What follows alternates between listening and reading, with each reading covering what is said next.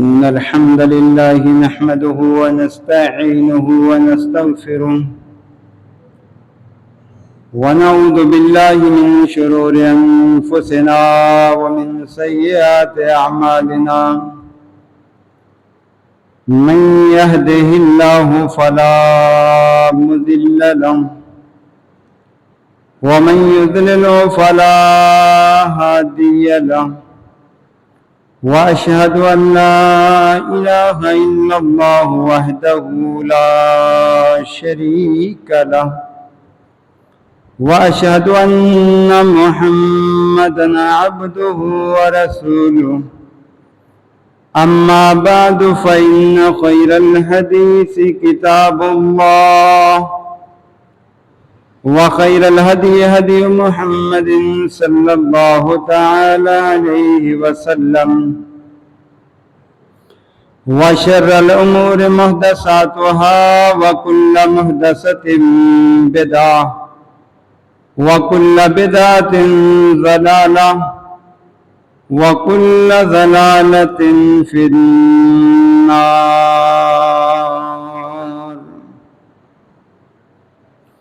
فأعوذ بالله السميع العليم وبوجهه الكريم وسلطانه القديم من الشيطان الرجيم.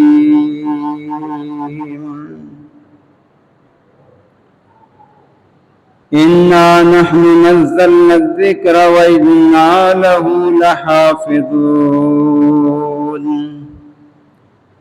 وقال الله تعالى في مقام آخر لا يستوي منكم من أنفق من قبل الفتح وقاتل أولئك أعظم درجة من الذين أنفقوا من بعد وقاتلوا وكلا وعد الله الحسنى.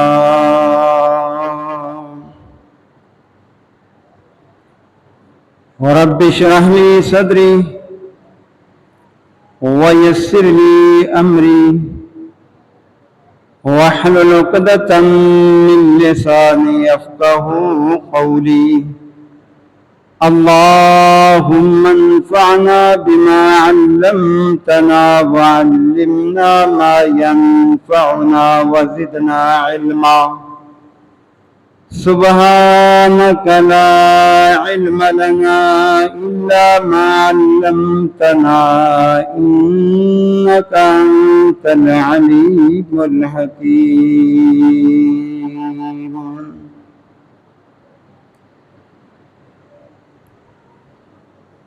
ہر قسم کی عبادت، ہر قسم کی ریاضت، ہر قسم کی بندگی، ہر قسم کی تعریف، ہر قسم کی توصیف، ہر قسم کی بڑائی، ہر قسم کا اختیار اللہ رب العالمین، اللہ احکم الحاکمین، اللہ ارحم الراحمین، اللہ احسن الخالقین کے لیے، جو اکیلا ہی پوری کائنات کا سچا معبود ہے.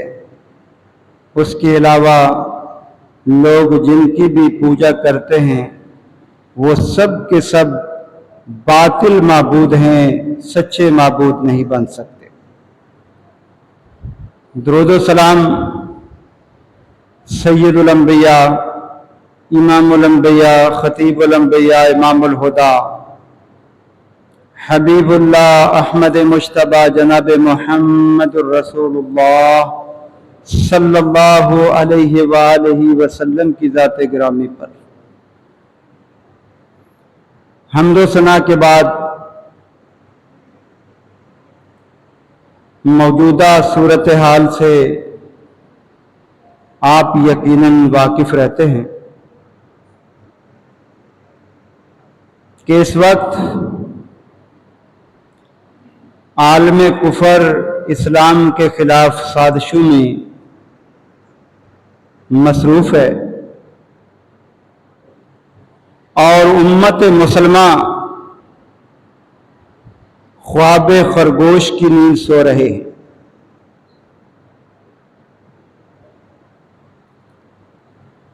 स्वीडन के अंदर जो एक इंतहाई बुरा फेल, जिसकी जितनी भी मजम्मत की जाए वो किया गया। अब ऐसे मौके पर मुसलमानों की क्या जिम्मेदारी बनती है, आज इसी हवाले से आपके सामने कुछ गुजारिशात करूंगा। इसके साथ साथ वो हस्तियां जिन्होंने इस कुरान करीम को महफूज रखने के लिए अपना भरपूर किरदार अदा किया, आज मुसलमान उन हस्तियों के साथ क्या सलूक कर रहे हैं, इस हवाले से भी कुछ गुजारिशात रखूंगा। आप जानते हैं कि अल्लाह के प्यारे हबीब अलैहिस्सलातु वस्सलाम पर यह कुरान नाज़िल हुआ और इस कुरान को अल्लाह ताला ने अपनी तमाम आसमानी कुतुब में सबसे आला मकाम पर फाइज किया।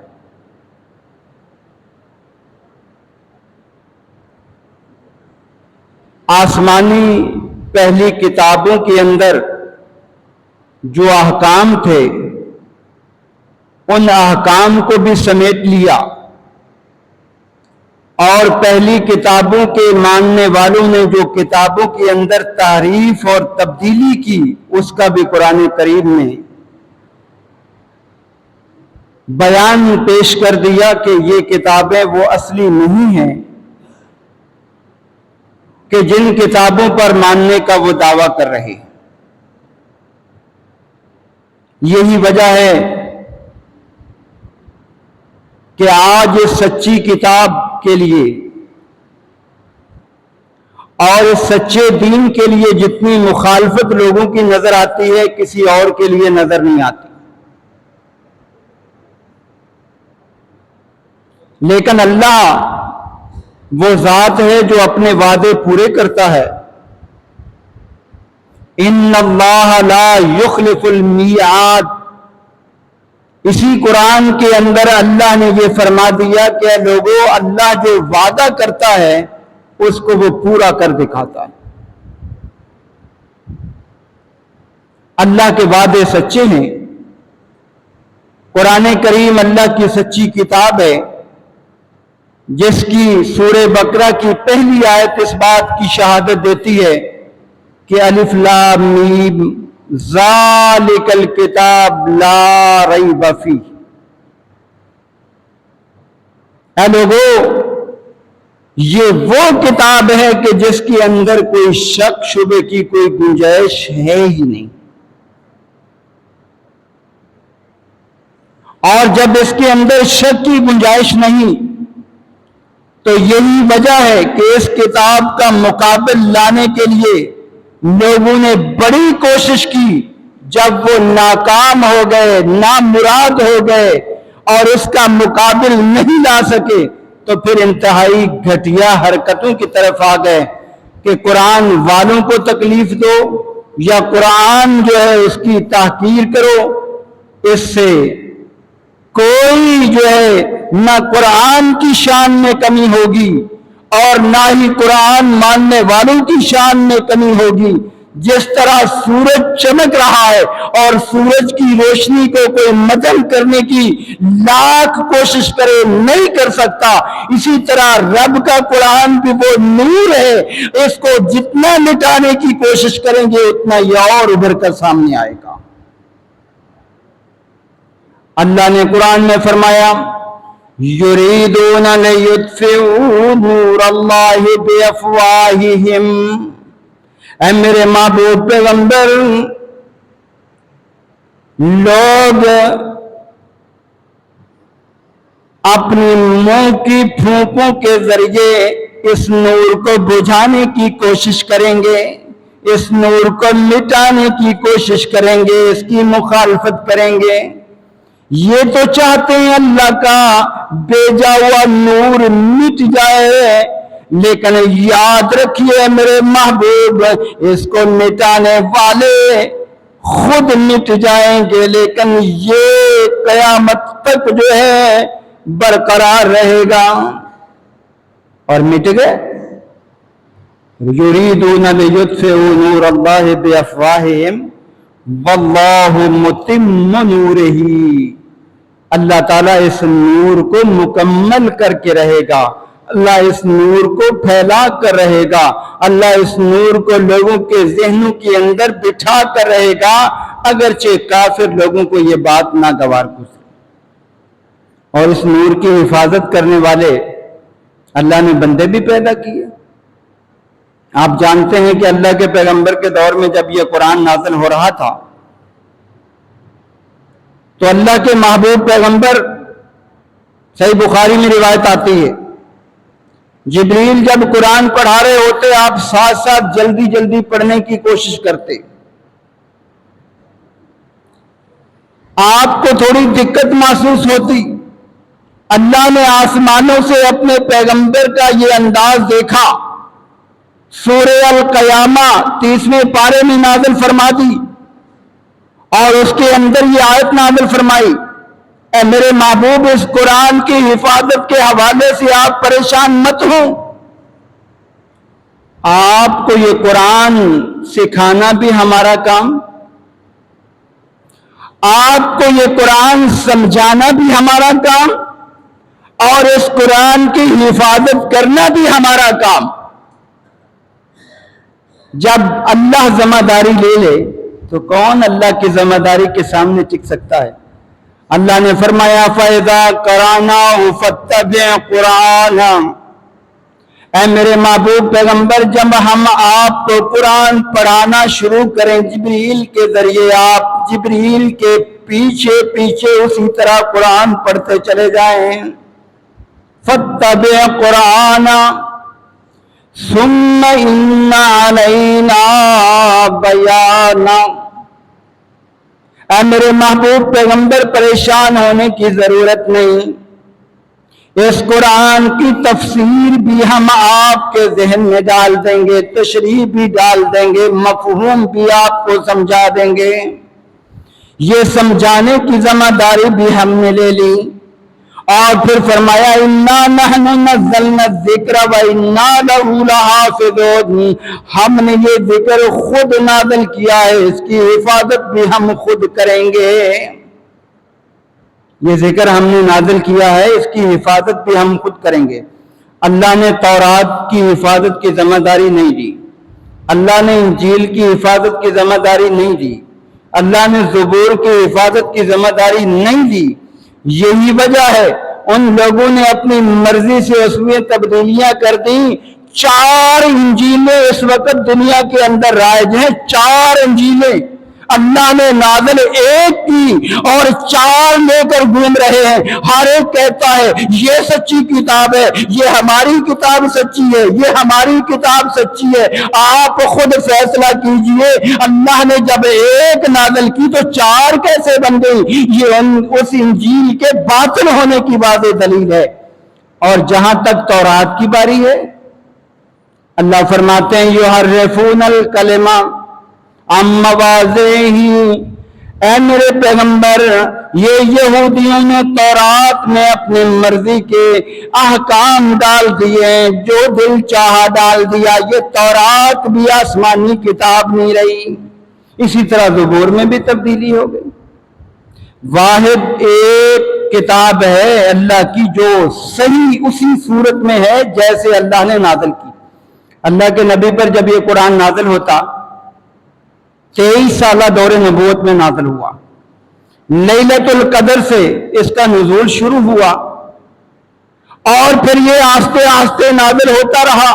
موقع محل کی مناسبت سے آپ صحابہ سے کہتے بھائی اس کو اپنے پاس لکھ لو، کوئی جو ہے وہ تختی پہ لکھ لیتا، کوئی پتھر پہ لکھ لیتا، کوئی پتوں پہ لکھ لیتا۔ یہ قرآن سارا کا سارا صحابہ کے پاس محفوظ ہوتا چلا گیا۔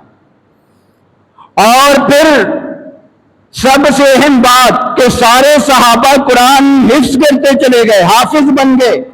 آج ہمارے معاشرے میں تو ڈھونڈنے سے بڑی مشکل سے حافظ ملتے ہیں، محلے میں 1 2 4 ملتے ہیں۔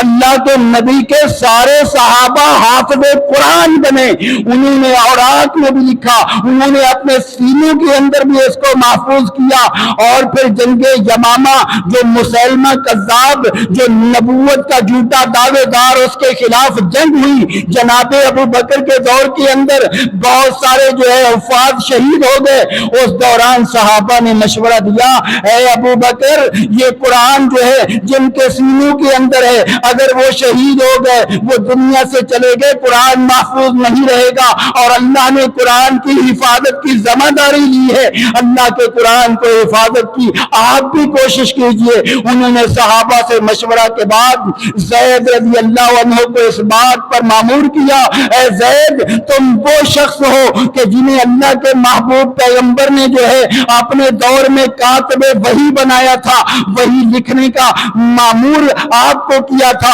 آپ جو ہے اس قرآن کو جمع کریں۔ انہوں نے قرآن جمع کرنا شروع کر دیا، سارا قرآن جو ہے لفظ بلفظ، آیت بآیت، ہر حرف ایک حرف در حرف جو ہے یہ قرآن جمع ہوا۔ آج وہ قرآن جو ہمارے پاس موجود ہے، اس کو جمع کرنے والے جناب ابو بکر رضی اللہ عنہ پہلے وہ شخص ہیں۔ آج جس گھر کے اندر قرآن ہے، وہ گھر جو ہے کبھی بھی ابو بکر کی مخالفت نہیں کر سکتا، اگر وہ مخالفت کرتا ہے تو وہ قرآن کو گھر میں نہیں رکھ سکتا۔ یہ ہمارے پاس جو قرآن ہے، جاؤ تاریخ کی کتابیں پڑھ لو، احادیث پڑھ لو، جاؤ جس تاریخ کی کتاب کو اٹھاؤ گے، یہ قرآن کو پہلے جمع کرنے والے صحیح بخاری کے اندر بھی موجود ہے، یہ جناب ابو بکر رضی اللہ عنہ ہیں۔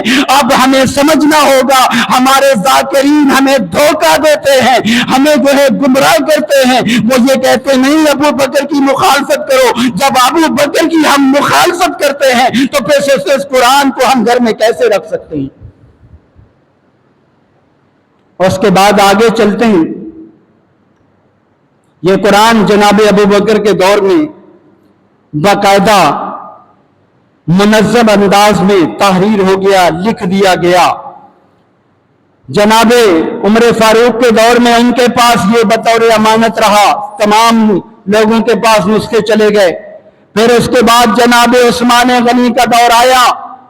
یہ عثمان غنی رضی اللہ تعالیٰ نے وہ شخصیت ہیں ابو بکر کے بعد جس نے سب سے زیادہ کام کیا ہے قرآن پر، وہ جناب عثمان غنی رضی اللہ عنہ۔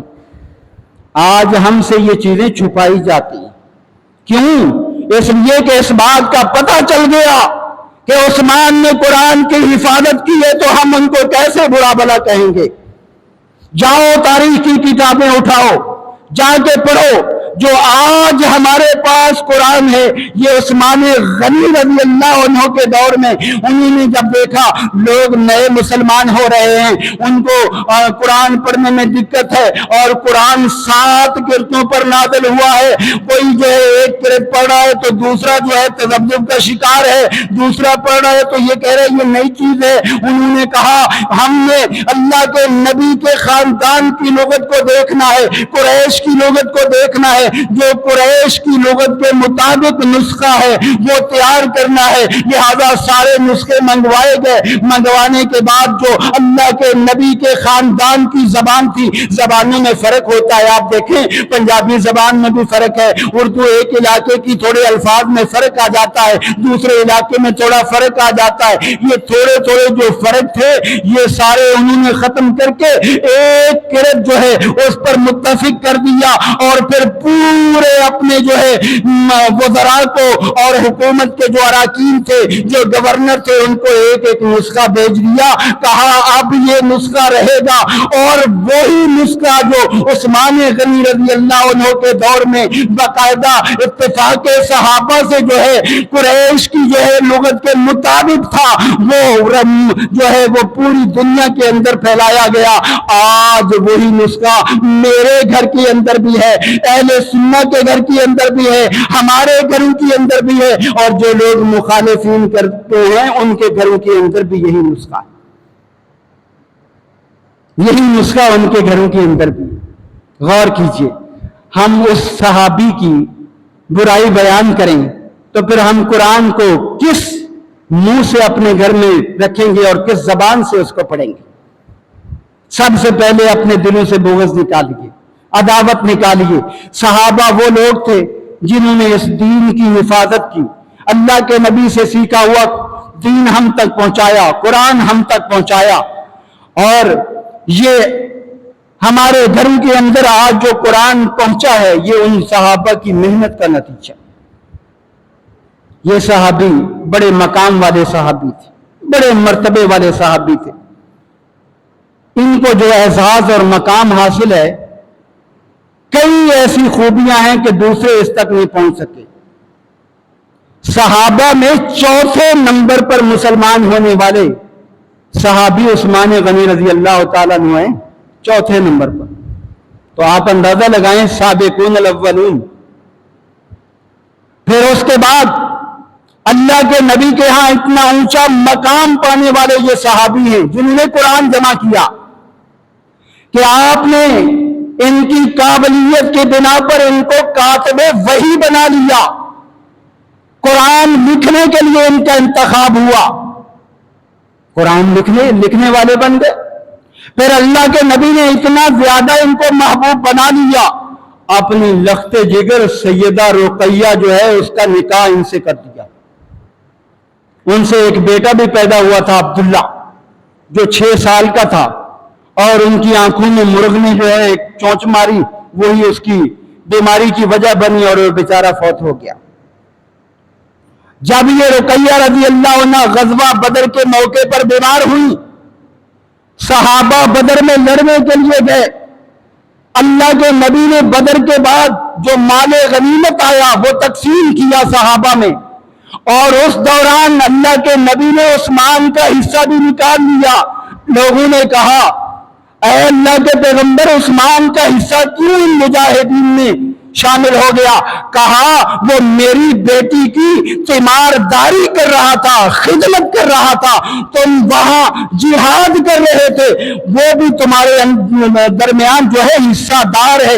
آپ نے باقاعدہ غزوہ بدر کی مال غنیمت میں سے حصہ نکال کر عثمان غنی کو بھی دیا۔ اور اس کے بعد جب وہ فوت ہو جاتی ہیں غزوہ بدر کے موقع پر، اللہ کے نبی اس ٹائم موجود نہیں تھے، آپ بدر کے میدان میں تھے۔ عثمان رضی اللہ عنہ جو ہے اپنی بیوی کو دفنا دیتے ہیں، اللہ کے نبی آئے، عثمان گلے لگ کر رونے لگ گئے۔ اللہ کے پیغمبر نے فرمایا، کیوں رو رہے ہو؟ کہا، اللہ کے پیغمبر، رونے کی اور کوئی وجہ نہیں، جانا تو ہر انسان میں ہے، لیکن میرا آپ کے ساتھ جو ہے سسر اور داماد والا رشتہ جو تھا وہ ختم ہو گیا، میری بیوی اللہ کا پیاری ہو گئی۔ اللہ کے نبی نے کیا فرمایا، اے عثمان، پریشان ہونے کی کیا ضرورت ہے، میری اور بیٹی موجود ہے، ام کلثوم، میں اس کی شادی آپ سے کر دیتا ہوں۔ اللہ کے نبی نے اپنی دوسری بیٹی ام کلثوم کی شادی ان سے کر دی۔ اب دیکھیں، پوری آدم علیہ السلام سے لے کر آج تک کسی شخص کے نکاح میں نبی کی 2 بیٹیاں نہیں آئیں یک بعد دیگرے، سوائے عثمان غنی رضی اللہ عنہ کے۔ پوری اٹھا کر دیکھیے، یہی اعزاز اگر لے لیا جائے تو یہی اعزاز عثمان غنی کی فضیلت کے لیے کافی ہے۔ اسی لیے علماء نے انہیں کہا ذو النورین، 2 نوروں والا، یعنی اللہ کے نبی کی لخت جگر ان کے نکاح میں آئی۔ اور پھر اس کے بعد 2 ہجرتوں کی سعادت حاصل کرنے والے لوگوں نے 1 ہجرت کی، انہوں نے 2 کی۔ کیسے؟ پہلے مدینہ سے حبشہ، پھر حبشہ سے مدینہ کی طرف ہجرت، 2 ہجرتیں انہوں نے کی، اور یہ سعادت بھی اس صحابی کو ملی ہے۔ اور چند صحابہ تھے، اور پھر اللہ کے نبی کی بیٹی کا ساتھ اس وقت، یہ بہت بڑی سعادت۔ پھر اس کے بعد جب اللہ کے نبی مدینہ میں آ گئے تو مدینہ میں ان کا جو کردار ہے وہ کسی سے ڈھکا چھپا نہیں۔ بے شمار احادیث آپ سن چکے ہیں، اللہ کے محبوب پیغمبر نے ان کی بڑی تعریف کی۔ سب سے پہلے مدینہ کے اندر جو مسئلہ مسلمانوں کو پیش آیا وہ یہ تھا کہ میٹھے پانی کا ایک ہی کنواں جو ایک یہودی کی ملکیت، اور وہ بھی پیسوں سے پانی بیچتا تھا۔ آج ہمارے ہاں بھی پانی بکتا ہے، کتنے لوگ پریشان ہیں ٹینکروں سے پانی لینے پر۔ اب میٹھے پانی کا ایک ہی چشمہ، اللہ کے نبی نے فرمایا من یشتری بئر رومۃ یجعل دلوہ ما دلائع المسلمین، کون ہے جو روما کا کنواں خرید کرے اور مسلمانی کو بھی اس میں پانی پینے کا موقع دے، میں کیا کروں گا؟ میں اس کو کل قیامت کے دن اللہ سے جو ہے جنت دلا دوں گا۔ اللہ کے پیغمبر کا اعلان کرنا تھا، عثمان غنی فوراً اٹھے اور جا کر یہودی سے بات کی، کہا جی کنواں بیچ رہے ہو؟ کہا بات کرو۔ کہا جی ایک دن کا پانی جو ہے وہ مجھے دے دو اور ایک دن تم بیچا کرو۔ ایک دن کا پانی خرید لیا، اللہ کے نبی کو آ کے بتایا جی میں نے پانی خرید لیا ہے، کنواں خرید لیا ایک دن کا، اور میری باری فلاں دن ہے، اس دن سارے مسلمان مفت میں پانی بھر لیں، ایک دن اضافی کا بھی بھر لیں۔ اب پانی جو ہے اس طرح مسلمانوں کو آسانی سے ملنے لگا۔ بھائی آپ جانتے ہیں جب ہجرت کر کے مسلمان آئے، بیچاروں کا سارا مال و متاع تو پیچھے رہ گیا، غربت میں مبتلا تھے۔ اس دوران پانی کا انتظام کرنا، جس کو اللہ کے نبی نے صدقہ جاریہ میں بہت اہمیت دی ہے، اور وہ عثمان غنی کے حصے میں آیا۔ ایک دن کا پانی خرید کر اللہ کے نبی کو بتایا، آپ خوش ہو گئے، صحابہ نے اعلان کیا اب مسلمان پانی وہاں سے لا رہے ہیں، اور میں یہاں پر یہ بھی اضافہ کیا کرتا ہوں، اہل بیت کے چشم و چراغ علی المرتضیٰ بھی پانی سے کنویں سے پیتے رہے جس کو عثمان نے خریدا تھا۔ فاطمہ رضی اللہ عنہا محبوب کی لخت جگر پیاری بیوی بھی پانی وہاں سے پیتی رہی۔ حسن و حسین جو ہے وہ بھی بعد میں پانی اسی چشمے سے پیتے رہے جو عثمان غنی کا خریدا ہوا تھا۔ ان کی فضیلت کا کیسے انکار کیا جا سکتا ہے؟ سوچو تو صحیح۔ اور جب یہودی نے دیکھا بھائی پانی تو سارا ایک دن ہی لوگ فری میں لے جاتے ہیں، اور یہودی بھی اس کے ساتھ ساتھ اسی دن جو ہے وہ پانی بھرنے لگ گئے، کاروبار ٹھپ ہو گیا، کہنے لگا دوسرے دن کا بھی خریدو۔ 35,000 درہم کا وہ کنواں خرید کر مسلمانوں کے لیے وقف کر دی۔ کتنی بڑی نیکی، کتنی بڑی سعادت، اور اللہ کے نبی سے یقیناً جنت کی بشارت پالی۔ پھر اس کے بعد مسجد جو ہے بنانے کا پروگرام بنا، آپ نے فرمایا مسجد کے لیے چندہ کرو۔ عثمان غنی رضی اللہ عنہ نے بڑھ چڑھ کر حصہ لیا مسجد تعمیر کے اندر۔ پھر اس کے بعد اور معاملات آئے، جیش اسرا جس کو جو ہے بہت بڑی جنگ کہا جاتا ہے، غزوہ تبوک بھی کہتے ہیں اور جیش اسرا بھی کہتے ہیں۔ جیش اسرا کہنے کی وجہ یہ ہے کہ اس دور کی سب سے بڑی طاقت روم کے ساتھ یہ جنگ تھی، جیسے آج ہم کھڑے ہو کر کے امریکہ کے ساتھ جنگ کرنی۔ اللہ کے نبی نے صحابہ کو کہا تیاری کرو، اور اس جنگ سے جو 3 صحابہ پیچھے رہ گئے تھے، اللہ کے نبی نے اور اللہ نے ان پر ناراضگی کا اظہار کیا اور ان کو باقاعدہ سزا ملی، جس کا ذکر قرآن میں بھی موجود ہے۔ اس جنگ کے اندر اللہ کے نبی نے اعلان کیا چندہ دو، تو عثمان غنی نے جو ہے 1000 اشرفی لا کر آپ کی گود میں ڈال دی۔ اللہ کے نبی بڑے خوش ہوئے، کہا ما ذر عثمان ما عمل بعد هذا اليوم، اے عثمان تو نے آج وہ کارنامہ سر انجام دیا ہے، آج کے بعد اگر تم کوئی نیک عمل نہ بھی کرو تب بھی تمہیں کوئی مذائقہ نہیں، نقصان نہیں، تب بھی تم جنتی آدمی ہو۔ اور پھر اور اعلان کیا، کہا جی 100 اونٹ جو ہے ساز و سامان سمیت، پھر کہا 100 اور 300 اونٹ ساز و سامان سمیت دے دیے۔ اللہ کے نبی بڑے خوش ہوئے، ما ذر عثمان ما عمل بعد هذا اليوم۔ اب دیکھیں کتنے اس جیش اسرا کے اندر انہوں نے تعاون کیا، اور اللہ کے نبی سے ایک نہیں کئی بار جو ہے وہ جنت کی بشارت پائی، کئی بار۔ جو عشرہ مبشرہ ہیں نا صحابہ، جن کو 10 صحابہ ہیں جن کو اللہ کے نبی نے جنت کی بشارت دی، ان کے اندر عثمان غنی کا بھی نام ہے۔ تو آپ اندازہ لگائیں کتنے بڑے صحابی، کتنے بڑے مقام والے، وہ بھی یہ 18 ذی الحجہ کو انہوں نے جام شہادت نوش فرمائی، اور جام شہادت اس طرح کہ انتہائی مظلومانہ انداز میں آج حسین رضی اللہ عنہ کی شہادت کو بڑے مظلومانہ انداز میں پیش کیا جاتا ہے۔ ہم بھی مانتے ہیں ان پر بہت ظلم ہوا، نہیں ہونا چاہیے تھا۔ جن لوگوں نے کیا وہ بہت بڑے ظالم ہیں، انہوں نے نواسہ رسول کو شہید کیا، یہ بہت بڑا جرم ہے، غلطی ہے ان کی۔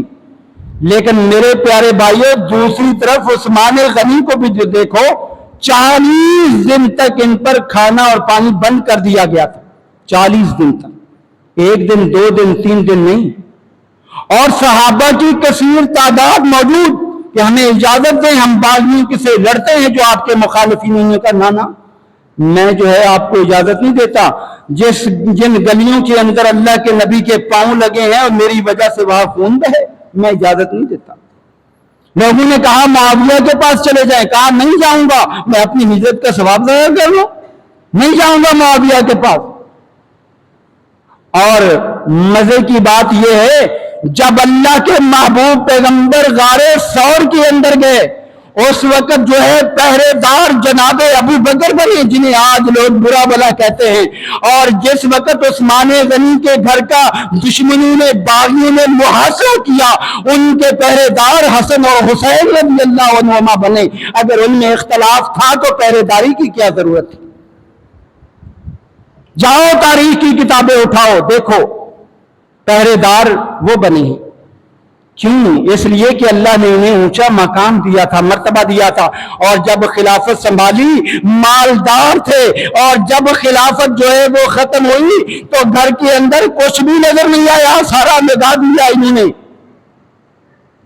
اور اپنے دور کے اندر اتنی ترقی کی، عمر فاروق کے دور کے اندر اسلام جو پھیلا تھا وہ 22 لاکھ مربع میل تک پھیلا تھا، اور جب عثمان غنی کا دور آیا اسلام کی حدود اتنی بڑھ گئی کہ 66 لاکھ مربع میل تک مسلمانوں کی حکومت پھیل گئی، اور سمندروں سے آگے سمندری جہاز تیار کروا کر معاویہ کے ذریعے قبرص کی فتح کر لی، اور وہ جو عیسائیوں کا بڑا قلعہ تھا اس کو ختم کر کے اسلام کا قلعہ بنا دیا۔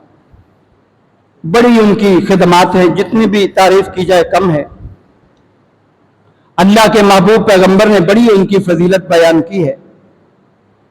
میں چند آپ کے سامنے مثالیں بھی رکھ دیتا ہوں تاکہ آپ کے سامنے واضح ہو جائے بات کہ کس طرح انہوں نے دینی خدمات سر انجام دی اور کس طرح اونچا مقام پایا۔ اللہ کے پیارے پیغمبر علیہ الصلوۃ والسلام کی نظر میں تو ان کی بڑی اہمیت تھی۔ عیون اخبار الرضا جلد 1 صفحہ 303، یہ ہمارے بھائیوں کی کتاب ہے۔ شیعہ مؤلف جو ہے وہ لکھنے پہ مجبور ہو گیا ہے، وہ کہتا ہے علی سے روایت ہے، رسول کریم نے فرمایا ابو بکر میرے نزدیک میرے کان کی طرح ہیں، عمر میرے نزدیک آنکھ کی طرح ہیں، اور عثمان میرے نزدیک میرے دل کی طرح ہے۔ اپنی کتابوں کے اندر جا کے دیکھو کہ عثمان کو کیا کہہ رہے ہیں کہ عثمان میرے نزدیک دل کی طرح ہے۔ یہ عیون اخبار الرضا جلد 1 صفحہ 303 مطبوعہ تہران کے اندر یہ بات لکھی ہوئی۔ اب اس سے آپ اندازہ لگائیں کہ آج کل ہمارے معاشرے میں جو لوگ عثمان کو برا کہتے ہیں وہ اپنی کتابیں بھی نہیں پڑھتے، جو صحابہ کو برا کہتے ہیں ان کو اپنی کتابوں کا بھی پتہ نہیں۔ اسی طرح علی رضی اللہ تعالیٰ عنہ کا عثمان کے بارے کیا موقف ہے؟ علی رضی اللہ تعالیٰ عنہ بیان کرتے ہیں، ایک مرتبہ میں عثمان کے پاس آیا اور کہا میرے پیچھے آنے والے لوگ میرے اور آپ کے درمیان جو ہے وہ باتیں کر رہے ہیں، بخدا میں نہیں جانتا کہ آپ سے کیا کہوں، مجھے کوئی ایسی چیز معلوم نہیں جسے آپ نہ جانتے ہوں، یعنی میرا علم آپ سے زیادہ نہیں ہے۔ میرا علم، آج کہتے ہیں علی کو بہت زیادہ علم تھا، اور علی کیا اعتراف کر رہے ہیں کہ مجھے ایسی کوئی چیز معلوم نہیں جسے آپ نہ جانتے ہوں، نہ میں آپ کو ایسی بات سکھا سکتا ہوں جو آپ کے علم میں نہ ہو. ہم جو جانتے ہیں وہ آپ بھی جانتے ہیں. ہم نے آپ سے کوئی سبقت حاصل نہیں کی کہ اس بارے میں آپ کو بتائیں. خلوت میں ہم نے جو کچھ سنا ہم نے آپ تک پہنچا دیا. آپ بھی ویسا ہی دیکھتے ہیں جیسا ہم دیکھتے ہیں, ویسا ہی سنتے ہیں جیسا ہم سنتے ہیں. آپ بھی رسول اللہ کے ساتھ اسی طرح رہے جیسے ہم رہے.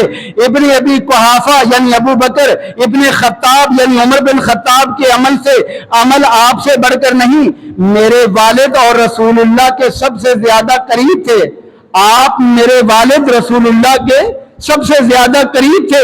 آپ قرابت اور رشتہ داری میں ان دونوں سے زیادہ قریب ہیں. یہ کون کہہ رہے ہیں؟ علی عثمان کو کہہ رہے ہیں کہ آپ قرابت اور رشتہ داری میں میرے زیادہ قریبی ہیں. کیوں؟ وہ بھی داماد, یہ بھی داماد. اور فرمایا آپ رسول اللہ کے داماد ہیں. یہ وہ شرف ہے جو ان دونوں کو حاصل نہیں تھا. خدا کے لیے اپنی جان پر رحم کیجئے. آپ اندھے کو دکھا نہیں سکتے, جاہل کو سکھا نہیں سکتے. یہ نہج البلاغہ صفحہ 2340 پہ یہ عبارت موجود ہے. آپ اندازہ لگائیں ہمیں کتنا بیوقوف بنایا جاتا ہے, ہمیں کتنا جو ہے سیدھی راہ سے بھٹکایا جاتا ہے. اور امام جعفر بن باقر یہ چھٹے امام ہیں. یہ کہتے ہیں دن کی ابتدا میں آسمان سے ایک پکارنے والا پکارتا ہے متوجہ ہو جاؤ, علی صلوات اللہ علیہ اور ان کا گروہ ہی کامیاب ہونے والے ہیں. اور دن کی انتہا میں ایک اور پکارنے والا پکارتا ہے عثمان اور ان کا گروہ ہی کامیاب ہونے والے ہیں. یہ الکافی فی الفروع جلد 8 صفحہ 209. آپ دیکھیں کتنی. امام جعفر صادق یہ بھی بہت بڑے امام ہیں. ہماری نظر میں ان کا بڑا اونچا مقام ہے. ہم تمام اہل بیت کی عزت کرتے ہیں, تکریم کرتے ہیں. یہ بھی کہتے ہیں کہ بیعت رضوان کا واقعہ بیان کرتے ہوئے کہتے ہیں مسلمانوں سے جب اللہ کے نبی نے بیعت لی, آپ نے ایک ہاتھ کو عثمان کی طرف سے دوسرے ہاتھ پر مارا اور عثمان کی اس سے فضیلت واضح ہو گئی. یہ کتاب الروضہ من الکافی جلد 8 صفحہ جو ہے 326 اور 325 پر یہ عبارت موجود ہے. عبداللہ بن عباس جو کہ عباس کے صاحبزادے تھے وہ بھی کہا کرتے تھے کہ اللہ عثمان پر رحم کرے, آپ سب سے کریم, مددگار, سب سے افضل بزرگ اور پرہیزگار تھے. راتوں کو جاگتے, عبادت کرتے, دوزخ کا ذکر ہوتا تو آپ بہت روتے, آنسو بہاتے, نیکی اور اچھائی کے کام میں بڑھ چڑھ کر حصہ لیا کرتے تھے. یہ سارے اہل بیت ہیں جو اپنی وہ وضاحت کر رہے ہیں. اس کے علاوہ جو ہے یہ ناسخ التواریخ جلد 5 صفحہ 142 پہ ہے. اور حضرت علی رضی اللہ تعالیٰ نے تو کمال ہی کر دیا عثمان کی تعریف میں. کیا کہتے ہیں؟ ایک دفعہ اپنے ساتھیوں سے کہا فَبَایَعْتُ أَبَا بَکْرٍ كَمَا بَایَعْتُمُوهُ, اے لوگو میں نے بھی ابو بکر کی بیعت اسی طرح کی تھی جیسے تم نے کی ہے. وَقَرَئْتُ أَنْ أَشُقَّ عَلَى الْمُسْلِمِينَ, اور میں یہ نہیں چاہتا تھا کہ مسلمانوں میں کوئی اختلاف ہو جائے, انتشار ہو جائے. وَأَنْ نُفَرِّقَ بَيْنَ جَمَاعَتِهِمْ, میں ایک نئی جماعت ابو بکر کے مقابلے میں بنا لوں, مجھے یہ قطعاً گوارا نہیں. ثُمَّ أَنَّ أَبَا بَكْرٍ جَعَلَهَا لِعُمَرَ مِنْ بَعْدِهِ, پھر ابو بکر نے یہ خلافت عمر کے حوالے کر دی. فَبَایَعْتُ عُمَرَ كَمَا بَایَعْتُمُوهُ, میں نے بھی اسی طرح بیعت کی جس طرح تم نے عمر کی بیعت کی. فَوَفَيْتُ لَهُ بِبَیعَتِهِ, میں نے پوری وفا کی اس بیعت کی. حتیٰ لما قتل, جب وہ شہید ہو گئے. جعلنی سادسہ ستہ, اس نے جو ہے عشرہ مبشرہ میں سے 6 جن اشخاص کا انتخاب کیا اس میں سے میرا نام بھی موجود تھا, ان میں میرا نام بھی موجود تھا. ابھی ذرا غور کیجئے, اگر عمر کی علی سے مخالفت ہوتی تو اپنے بہنوئی کو جب نکال دیا تھا, وہ بھی عشرہ مبشرہ میں تھے, تو علی المرتضیٰ کا نام بھی نکال سکتے تھے. ان کے اندر کوئی انتشار نہیں تھا، محبت اور پیار تھی، اور یہی وجہ سے یہ اقرار بھی کر رہے ہیں فَدَخَلْتُ حِينَ أَدْخَلَنِي، میں بھی داخل ہو گیا ان لوگوں میں جن نے مجھے داخل کیا، وَكَرِهْتُ أَنْ أُفَرِّقَ جَمَاعَةَ الْمُسْلِمِينَ وَأَشُقُّ عَصَاهُمْ، میں نے اس وقت بھی جو ہے جب عثمان کی بیعت ہو رہی تھی اختلاف نہیں کیا، اس لیے کہ صحابہ ان کی بیعت پر جو ہے متفق تھے، فَبَايَعْتُمْ عُثْمَانَ فَبَايَعْتُهُ، میں نے بھی عثمان کی بیعت اسی طرح کر لی جس طرح تم نے کی تھی، ثُمَّ طَعَنْتُمْ عَلَىٰ عثمان، پھر اب تم عثمان پر برا بلا ان کو کہتے ہو، طعن کرتے ہو، فَقَتَلْتُمُوهُ، تم لوگوں نے اسے شہید کر دیا، تم لوگوں نے اسے شہید کر دیا۔ اس کا مطلب یہ ہے کہ علی ان کی شہادت کو بھی پسند نہیں کرتے تھے۔ اور آگے کیا کہتے ہیں وَأَنَا جَالِسٌ فِي بَيْتِي، اس وقت میں گھر میں تھا، مجھے پتہ نہیں چلا، تم لوگوں نے ان کو شہید کر دیا۔ ثُمَّ أَتَيْتُمُونِي غَيْرَ دَاعٍ لَكُمْ وَلَا مُسْتَكْرِهٍ لِأَحَدٍ مِّنكُمْ، پھر اس کے بعد تم مجھے کھڑا کرنے لگے کہ آپ تمہیں امیر مان لیتے ہیں، اب تمہاری بیعت کرتے ہیں۔ فَبَايَعْتُمُونِي كَمَا بَايَعْتُمْ، تم نے میری بیعت بھی اسی طرح پھر تم نے کر لی، كَمَا بَايَعْتُمْ أَبَا بَكْرٍ وَعُمَرَ وَعُثْمَانَ، جیسے تم نے ابو بکر کی بیعت کی، جیسے تم نے عمر کی بیعت کی، جیسے عثمان کی بیعت کی۔ اب آپ اندازہ لگائیں کہ ان صحابہ کے اندر کوئی اختلاف نظر آتا ہے؟ کوئی نظر نہیں آتا، کوئی نظر نہیں آتا۔ یہ کون سی کتاب ہے؟ اس کا حوالہ بھی دیکھ لیجئے، الامالی، یہ توسی کی کتاب ہے، جلد 2 صفحہ 121، یہ ہمارے بھائیوں کی کتاب ہے، ذرا غور کیجئے۔ اور آگے چل کر ایک اہم بات بھی سن لیجئے، سیدہ فاطمہ کی جب شادی علی المرتضیٰ سے ہو رہی تھی، اس دوران جو ہے کیا معاملہ پیش آیا یہ بھی آپ سن لیجئے۔ جب علی رضی اللہ تعالیٰ عنہ سے فاطمہ کی شادی ہو رہی تھی، انس کہتے ہیں یہ جو ہے اللہ کے نبی نے مجھ سے فرمایا جاؤ ابو بکر کو بلا کر لاؤ، عمر کو بلا کر لاؤ، عثمان کو بلا کر لاؤ، اتنے میں جو ہے وہ اتنے ہی آدمی انصار سے بھی بلا کر لاؤ۔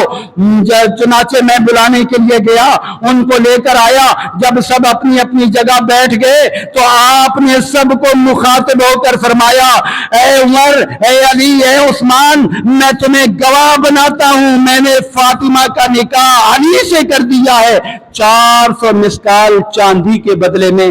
جس شادی کے گواہ عثمان غنی ہوں، پھر اس عثمان کو برا کہنے والے کس منہ سے برا کہیں؟ ذرا غور کیجئے، یہ بھی حوالہ نوٹ کر لیجئے، کشف الغمہ جلد 1 صفحہ 358، بہار الانوار مجلسی کی کتاب ہے، جلد 10 صفحہ 38۔ اور عثمان غنی رضی اللہ عنہ نے شادی کے موقع پر جو علی سے تعاون کیا، اگر اس کو بھی دیکھا جائے تو کیا ہے؟ جب علی رضی اللہ عنہ سے شادی ہونے لگی، آپ نے فرمایا علی تیرے پاس اخراجات نہیں ہیں، تو اپنی زرہ کو بیچو اور بیچنے کے بعد پیسے لے کر آؤ تاکہ میں تمہیں کوئی چیزیں خرید کر دے دوں۔ آج یہ مسئلہ بھی سمجھ لیجئے، لوگ فاطمہ رضی اللہ عنہا کا جہیز ثابت کرنے کی کوشش کرتے ہیں، اللہ کے نبی نے اپنے پاس سے فاطمہ کو کوئی جہیز نہیں دیا، کوئی جہیز نہیں دیا۔ علی سے کہا جاؤ ذرا بیچ کر آؤ، اور جب وہ بیچ کر آئے ان پیسوں سے آپ نے چند چیزیں خرید کر دے دی۔ اللہ کے بندو، تم نبی کو بے انصاف ثابت کرنا چاہتے ہو؟ نہ وہ زینب کو جو ہے کوئی جہیز دے، نہ رقیہ کو دے، نہ ام کلثوم کو دے اور فاطمہ کو دے دے۔ نبی جو کہتا ہے لوگوں کو اے دے لو بین اولادکم، خود جب اپنی باری آئے تو ایک کو دے دے دوسرے کو نہ دے، یہ کیسے ہو سکتا؟ غور کیجئے، تعجب والی بات یہ ہے۔ اب جب وہ جو ہے زرہ بیچنے کے لیے گئے، اب بیچنے کے لیے آگے وہ صرف عثمان رضی اللہ عنہ کی طرف چل گئے۔ علی کہتے ہیں میں نے اپنی زرہ اٹھائی، اسے بیچنے کے لیے بازار کی طرف چلا، وہ زرہ میں نے 400 درہم کے عوض عثمان کو بیچ ڈالی۔ جب میں نے آپ سے درہم لیے، آپ نے مجھ سے زرہ لے لی۔ آپ کہنے لگے ابو الحسن، کیا اب زرہ کا حقدار میں ہو گیا اور تم درہم کے حقدار ہو گئے؟ ہمارا سودا ہو گیا یا نہیں ہوا؟ علی رضی اللہ عنہ کہنے لگے جی ہاں ہو گیا، میں نے جو ہے زرہ آپ کو دے دی، پیسے اس کی لے لیے۔ اب کیا ہوا؟ آگے جا کے کیا کہتے ہیں، اس پر جو ہے علی رضی اللہ عنہ کہنے لگے پھر تو یہ زرہ میری طرف سے اور عثمان غنی کہنے لگے لو بھائی اب یہ زرہ جو ہے نا واپس لے جاؤ. کیوں؟ یہ میری طرف سے آپ کو تحفہ ہے. شادی کا تحفہ پہلے ہی سے دے دیا علی المرتضیٰ کو اور کہا جی میری طرف سے تحفہ ہے یہ لے لو اور درہم بھی لے جاؤ.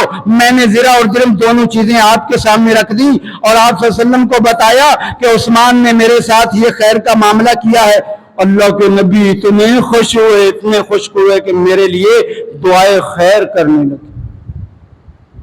عثمان کے لیے اللہ کے نبی دعائے خیر کرنے لگے.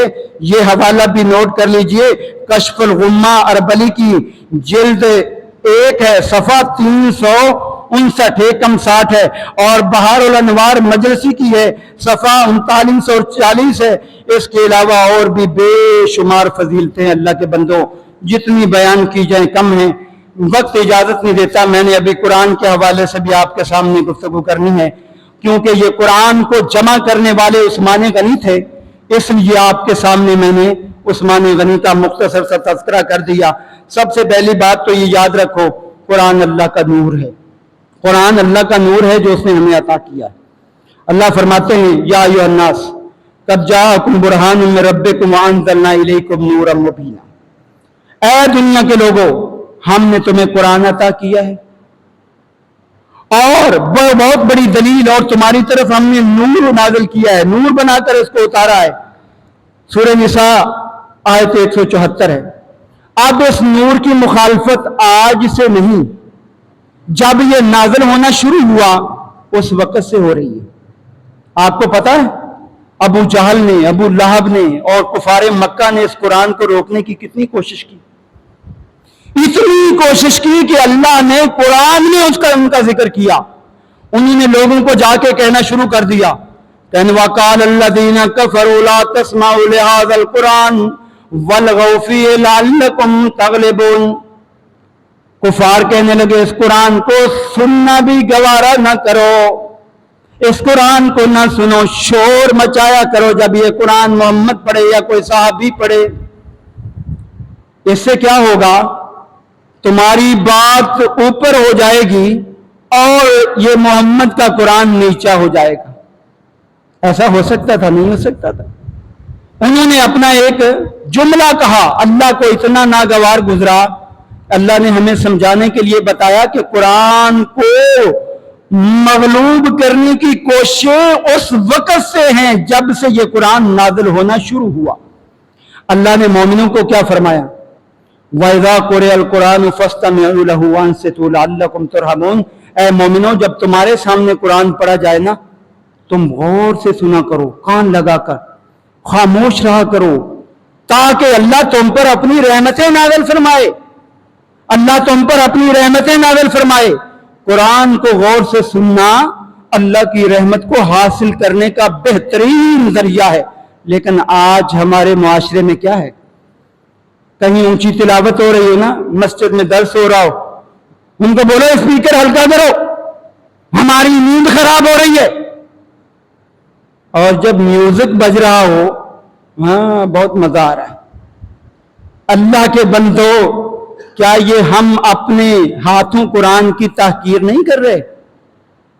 اپنے ہاتھوں قرآن کی تحقیر نہیں کر رہے؟ آپ نے کسی گاڑی کے اندر جو ہے قرآن کی تلاوت سنی؟ یہ جو رکشے والے چلا رہے ہوتے ہیں, بسوں والے, نہیں. ہم کیا کرتے ہیں جی, میوزک چلانا ہے. اللہ کے بندو, ہم خود قرآن کی قدر نہیں کرتے, اسی وجہ سے اللہ ہمیں دکھاتا ہے کہ دشمن بھی قرآن کی جو ہے وہ توہین کرتا نظر آتا. پہلے خود اپنے معاشرے پر بھی نظر ڈالو. اللہ کے نبی فرمایا کرتے تھے ان اللہ یرفع بہذا الکتاب اقواما ویضع بآخرین. اللہ قرآن کی وجہ سے لوگوں کو اونچا مقام دیتا ہے, اور جو اس کی قدر نہیں کرتے انہیں ذلیل و رسوا کرتا ہے. ہمیں ایسے لوگوں کو ذلیل و رسوا کرنے کی ضرورت نہیں, اللہ خود رسوا کرتا ہے, خود. اور علامہ اقبال نے بھی کہا تھا نا, وہ معزز سے زمانے میں صاحب قرآن ہو کر آج ہم ذلیل و خوار ہوئے تارک قرآن ہو کر. اس وقت اگر برا محسوس آپ نہ کریں نا, تو ہم میں سے کوئی ایسا شخص ہوگا جو قرآن کی صحیح طرح تقریم کر رہا ہوگا؟ کوئی. ہم جو ہے قرآن میں نماز کا حکم ہے، کتنی نمازیں ہم پابندی سے پڑھتے ہیں. قرآن میں زکوٰۃ کا حکم ہے، کتنی ہم زکوٰۃ پابندی سے دیتے ہیں. قرآن میں جو ہے زنا کاری اور بدکاری کی مذمت ہے، کتنے لوگ بدکاری کرتے ہوئے نظر آتے ہیں. قرآن میں رشوت لینے اور دینے کی ممانعت ہے، امانت داری کی جو ہے وہ بہت زیادہ تاکید کی گئی ہے. ہمارے حکمرانوں سے لے کر نیچے تک جاؤ، کیا اس کی مخالفت نظر نہیں آتی؟ کتنی ہم اپنے ہاتھوں سے تاکیر کرتے ہیں. بلکہ جب میں قبرستان میں جاتا ہوں نا تو میری آنکھوں میں آنسو آ جاتے ہیں کہ آج ہم قرآن کو کہاں پر جو ہے وہ تحقیر کا، تذلیل کا نشانہ بنا رہے ہیں. قبر پکی بنا دی، اس کے اوپر قل اعوذ برب الفلق، قل اعوذ برب الناس، قل هو اللہ احد جو ہے وہ لکھ دی. لوگ اوپر سے جوتے سمیت گزر رہے ہوتے ہیں. اے مسلمانوں، تمہاری غیرت کہاں چلی گئی؟ یہ قرآن قبرستان کے لیے نہیں آیا. اللہ کے نبی نے قبرستان میں قرآن پڑھنے سے ہی منع فرما دیا، ہم نے وہاں لکھ کر لگا دیا. اس سے توبہ کرو. ایسے جو معاملات ہیں لوگوں کو سمجھاؤ، ان قبر والوں کو جا کے بتاؤ کہ تم قرآن کی مخالفت کر رہے ہو، تمہاری میت کو فائدہ نہیں ہوگا. یہ قرآن کل تمہیں پکڑوا دے گا، کہے گا اے اللہ انہوں نے میری تحقیر میں کوئی کسر نہیں چھوڑی تھی، لہذا کہیں تم خود پکڑے نہ جاؤ. آپ نے خود نہیں دیکھا لوگ جوتوں سے میں تو اوپر سے گزرے ہوتے. ہاں، پھر بعض لوگ جو ہے قرآن کو اندر قبر میں بھی رکھ دیتے ہیں. اللہ کے بندو، دنیا میں قرآن پڑھو، وہاں کے لیے قرآن نہیں آیا. اور پھر جو ہے کرپشن جو ہے، اس سے اتنی زیادہ ممانعت ہے قرآن میں، اتنی زیادہ ممانعت ہے. اور ہمارا ملک کرپشن میں دیکھو کتنے نمبر پہ آ چکا ہے، عدلیہ کتنے نمبر پہ آ چکی ہے. ہم ذلیل و رسوا ہو چکے ہیں کرپشن کے اعتبار سے. اگر آپ سچے قرآن سے محبت کرنے والے ہیں تو پھر قرآن پر عمل شروع کیجئے. میں وزیر اعظم سے بھی کہوں گا، وہ کہہ رہے تھے کہ یہ دن تقدیس قرآن کے طور پر منایا جائے. وزیر اعظم صاحب، آپ کی بات بہت اچھی ہے، اس کی جتنی قدر کی جائے کم ہے. اس کا تقاضا یہ ہے اپنے تمام اراکین پارلیمنٹ کی تنخواہ اتنی کرو جتنی ایک مزدور کی ہوتی ہے، وہ مراد دو جتنی ایک مزدور کی ہوتی ہیں. اور جو کرپشن کرنے والے ہیں، جو چوری کرنے والے ہیں، ان کے ہاتھ کاٹ کر رکھ دو. اور جو ہے جو غلط کام کرتے ہیں ان کو شرعی سزائیں دو. پھر آپ کی تقدیس کو مانیں گے، پھر دیکھنا یہ ملک آگے کتنا اونچا جاتا ہے. آج ہم صرف دعوے کرتے ہیں کہ ہمیں قرآن سے محبت ہے، حقیقت میں ناپ تول کی کمی کی اتنی مذمت ہے قرآن میں، اتنی مذمت ہے. کون سا دکاندار، کون سا دودھ والا، کون سا جو ہے وہ چیزیں بیچنے والا جو ہے وہ ملاوٹ نہیں کرتا، ناپ تول میں کمی نہیں کرتا؟ سوچو، غور کرو. ہم خود غلطی کریں تو وہ غلطی نہیں، کرے غیر بت کی پوجا تو کافر، ٹھہرائے خدا کا بیٹا تو کافر، جھکے آگ پر بہر سجدہ تو کافر، کواکب پہ مانے کرشمہ تو کافر. مومنوں پہ بڑی کشادہ ہے راہیں، مومنوں پہ بڑی کشادہ ہے راہیں، پرستش کریں شوق سے جس کی بھی چاہیں. ہم جو چاہیں کرتے چلے جائیں. یہ یہودیوں کا طریقہ تھا. وہ کہتے تھے نحن ابناء اللہ واحباؤہ، ہم اللہ کے بیٹے اور پسندیدہ ہیں، ہم جو چاہیں کریں اللہ پوچھے گا نہیں. اللہ نے فرمایا فَلِمَ يُعَذِّبُكُمْ بِذُنُوبِكُمْ، پھر اللہ گناہوں کی وجہ سے تمہیں عذاب کیوں دیتا ہے؟ بتاؤ. ایسے اللہ کے چہیتے نہیں بنا جا سکتا. چہیتے بننے کے لیے جو ہے وہ کوشش کرنی پڑے گی. اور پھر قرآن اگر باطل تھا تو اللہ تعالیٰ نے قرآن کریم میں چیلنج دیا ہے. اصل میں آج کل جو مخالفت کرتے ہیں نا قرآن کی، ان کے پاس قرآن کا جواب نہیں ہے. جواب نہیں. اب دیکھیں نا، ایک بندہ ہے وہ دلیل سے بات کرتا ہے تو دلیل سے جواب لے لیتا ہے. لیکن ایک بندہ جس کے پاس دلیل نہیں ہوتی وہ پھر مار دھاڑ. دلیل نہیں ہے نا، کفار کے پاس کوئی دلیل نہیں ہے. اللہ نے سب سے پہلے کیا فرمایا؟ اگر اس قرآن کو سچا نہیں مانتے ہو فَاتُوا بِعَشْرِ سُوَرٍ مِثْلِهِ مُفْتَرَيَاتٍ وَادْعُوا مَنِ اسْتَطَعْتُم مِّن دُونِ اللَّهِ.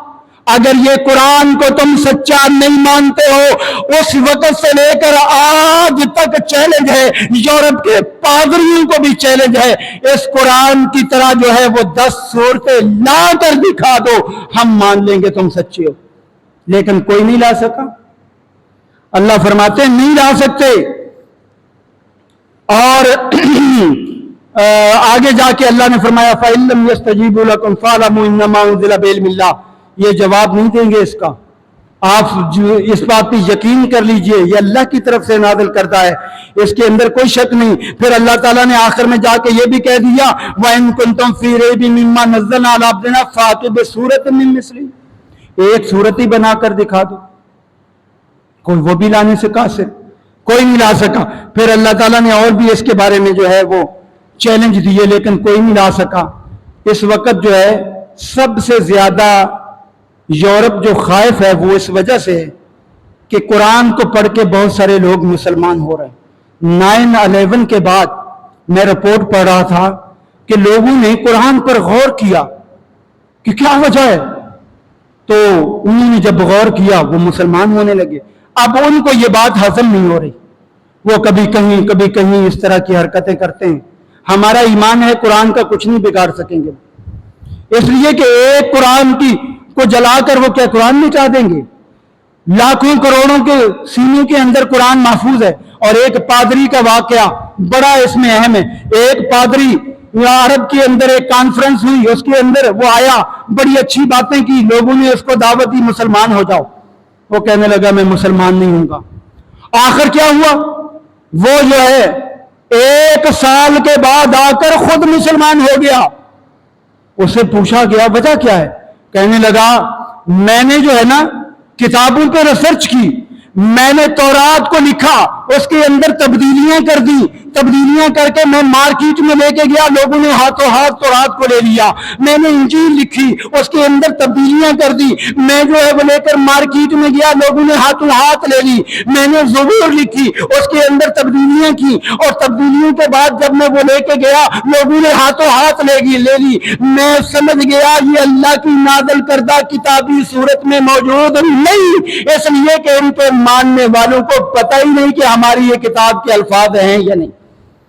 اور میں نے قرآن لکھا، اس میں میں نے جو ہے تبدیلیاں کی، تبدیلیاں کر کے جب میں مارکیٹ میں لے کے گیا مجھے وہی پکڑ لیا گیا، یہاں پر یہ کلمہ تھا یہ غلط لکھا ہے، یہاں زبر آنی تھی، یہاں زیر آنی تھی، یہاں پیش آنا تھا۔ جب یہ ساری چیزیں میری پکڑ لی گئی مجھے یقین ہو گیا ایک ہی کتاب ہے جو آسمان سے نازل ہونے کے بعد آج تک جو ہے اصلی حالت میں ہے، اور میں اس بات پر مسلمان ہوگی۔ آپ اس سے اندازہ لگاؤ کتنا اہم واقعہ ہے یہ۔ تو اس لیے میرے پیارے بھائیوں ہمیں بھی قرآن پر یقین رکھنا چاہیے، ایمان رکھنا چاہیے۔ اب ہمارا کام کیا ہے؟ سب سے پہلا کام ہم قرآن سے سچی محبت کریں، خود بھی قرآن کو روزانہ پڑھیں، اپنے بچوں کو بھی پڑھوائیں۔ یہ ہے ہمارا حقیقی احتجاج۔ خود بھی پڑھیں اور قرآن کو ترجمے کے ساتھ پڑھیں، تفہیم قرآن کے پروگرام رکھیں۔ اپنے علاقوں میں ہر گھر کے اندر ایک کلاس لگ جانی چاہیے، آؤ بچوں تم بھی قرآن سیکھو پڑھو۔ یہ ہے ہمارا احتجاج کہ ہم قرآن سے اتنی زیادہ محبت کریں جتنا وہ مخالفت کرتے ہیں۔ حافظ بنیں، حافظ بنائیں، قرآن کو سمجھیں، اپنے بچوں کو قرآن کی طرف راغب کریں۔ دوسرے نمبر پر قرآن کی جو تعلیمات ہے اس کو عملی جامہ پہنائیں۔ جو رشوت لیتا نظر آئے پکڑ لے ہاتھ، نہیں لیتے تمہیں رشوت، کیوں جہنم میں جا رہے ہو، کیوں مجھے لے جا رہے ہو؟ کسی ایسی جگہ جاتے ہیں ناپ تول میں کمی، وہاں سنا دیں ویل للمطففین، تو کاروبار کر رہا ہے لیکن اپنے لیے ہلاکت سمیٹ رہا ہے، بعد آ جائے سے۔ یہ سارے معاملات اسی وقت ہمیں سمجھ میں آئیں گے جب ہم پڑھیں گے۔ اور اگر کوئی صحابہ کے بارے تان و تشنیع کر رہا ہے اس کو کہہ دیں فَإِنْ آمَنُوا بِمِثْلِ مَا آمَنْتُمْ بِهِ فَقَدْ اهْتَدَوْا۔ تو مومن نہیں بن سکا، تو مومن تب بنے گا جب نبی کے صحابہ کی طرح کا ایمان لائے گا۔ قرآن میں ساری رہنمائی موجود۔ دوسرے نمبر پہ ایسے ممالک کا بائیکاٹ کریں، بائیکاٹ کریں، ان کی جو ہے احتجاج کریں، ان کے سفیر کو یہاں سے نکال کر باہر کر دیں، ہمارا کوئی تعلق نہیں تمہارے ساتھ، इसलिए कि जब हमारी मुकद्दस किताब की आप इज्जत नहीं करते तो आपकी हमारे यहाँ कोई इज्जत नहीं। निकाल दें उनको। हम वजीर आजम से भी कहेंगे, सिर्फ तकदीस मनाने पे काम नहीं चलेगा। अक़वाम मुत्तहिदा पे जाके इस बात को उजागर करें, मुसलमानों की दिल शिकनी वाले जो अमाल हैं उनका सिलसिला बंद होना चाहिए। आज यहूदियों ने होलोकास्ट के लिए जो कवानीन बनाए हैं, देखो तो सही तरह, कोई होलोकास्ट की मुखालफत करके तो देखे। हम कमजोर क्यों हैं? लाखों की तादाद में, अरबों की तादाद में। वजह क्या है? बुज़दिली हमारे दिल के अंदर है। और बुज़दिली पता कब आती है? जब इंसान कुरान से दूर होता है। कुरान जुर्रत पैदा करता है। और फिर इसके अलावा जो है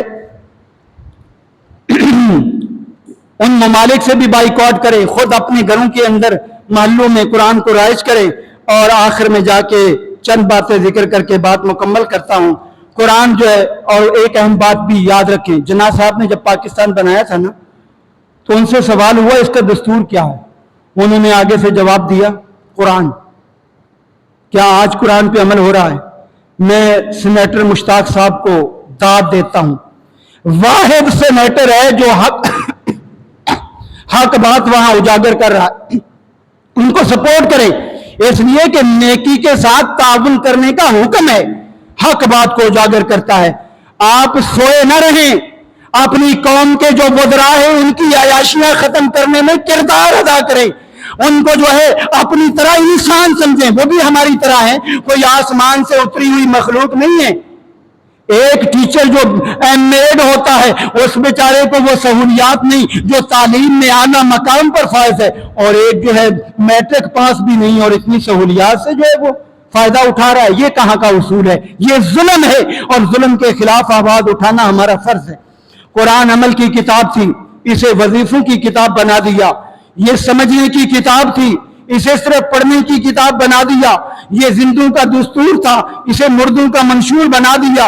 ये तो इंकलाब की किताब थी, सिर्फ सवाब की किताब बना दिया। ये इल्म की किताब थी, ना इल्मों के हाथों के अंदर थमा दिया। ये कायनात को तस्खीर करने के लिए आई थी, दरस देने आई थी। इसे सिर्फ मदरसों का निसाब बना दिया, सिर्फ मदरसों का। ये कुरान सिर्फ मदरसों के लिए नहीं है। आपके घर में जो है गर्दो गुबार जमी रहे, ऊपर जो है वो उसको सजा कर रखें, ये कुरान की इज्जत नहीं है। कुरान पढ़ने के लिए आया है, अमल करने के लिए आया है। जब आपके पास किसी अजीज का खत आए, क्या उसको ऊपर सजा के रख लेते हैं? पढ़ते नहीं है। अल्लाह के बंदो, इसको पढ़ो, समझो, और आगे जाके ये मुर्दा कौमों को जिंदा करने आया था, ये मुर्दा कौमों को जगाने के लिए आया था, और हमने इसे मुर्दों को बख्शवाने का जरिया बना दिया। अल्लाह ताला से दुआ है, अल्लाह ताला हमें कुरान की कदर व मंज़िलत समझने की तौफीक अता फरमाए, और अल्लाह ताला इस कुरान के मुताबिक हमें अपनी जिंदगियों को बनाने की तौफीक दे।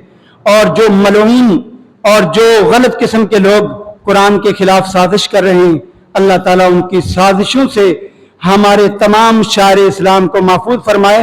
और हम स्वीडन हुकूमत से भी ये मुतालबा करते हैं कि वो जो है पूरी दुनिया के सामने इस अमल की माफी मांगे, और उस जो जिसने ये गुस्ताखी की है उसको कानून के मुताबिक इबरतनाक सजा दे। क्या आप इसके लिए तैयार हैं? हाथ उठाकर जवाब दीजिए। हम स्वीडन हुकूमत से और अपनी हुकूमत से भी मुतालबा करते हैं कि उन पर इतना जोर डाला जाए कि वो सरेआम लोगों के सामने जो है इस बात का इजहार करे कि हमसे ये गलती हुई है, आइंदा ऐसा हमारे मुल्क में नहीं होगा।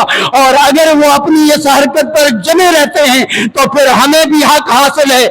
हमने फिर काब बिन अशरफ का खात्मा भी कर दिया, यहूदियों का सरगना था। हमने अबू राफे यहूदी जो सरगना था उसका खात्मा भी कर दिया। हमने खैबर के यहूदियों को भी मिलिया मेट कर दिया, और तुम्हारी खैर भी नहीं होगी अगर ये मामला आगे चलता रहा। अल्लाह ताला से दुआ है इस मामले में अल्लाह भी हमारी मदद फरमाए, और जो हमारी कमजोरियां हैं ये भी हमें दूर करने की तौफीक अता फरमाए। वाखिर दावाना अल्हम्दुलिल्लाह। इन्नल हम्दुलिल्लाह नहमदुहु व नस्तईनुहु व नस्तगफिरुह व नऊज़ु बिल्लाहि मिन शुरूरि अनफुसिना मिन सय्यिआति अमालिना मन यहदिहिल्लाहु फला मुदिल्ल लहु